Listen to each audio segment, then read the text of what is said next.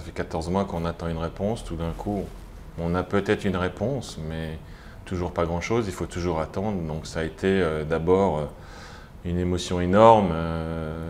Les larmes me sont venues aux yeux. Enfin, voilà, c'était terrible. Encore une fois, ça fait deux nuits que je ne dors pas et que je revis cette histoire. C'était la première réaction. Les débris ont été pris maintenant par la police française. J'espère qu'on va avoir une réponse très rapidement parce que ce que je dis, c'est que cette attente devient insupportable. J'en sais rien. Tout semble dire que c'est des restes de cet avion. Maintenant, je n'en sais rien. C'est un Boeing 777, semble-t-il. Maintenant, il faut qu'ils nous disent rapidement si c'est celui-là ou pas. Il faut savoir que je n'ai jamais eu de communication avec la Malaisie. Jamais le gouvernement malaisien ne m'a contacté. Jamais les autorités malaisiennes ne m'ont contacté. Donc la Malaisie, je ne sais rien. Ils ne disent rien.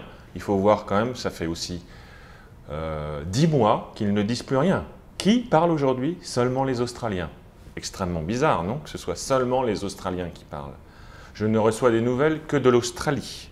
Je reçois un email par semaine de l'Australie sur les recherches dans l'Océan Indien.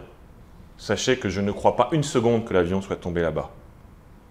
Donc les Australiens font visiblement partie de cette omerta, de cette désinformation. La Malaisie ne dit rien, la Chine ne disait rien.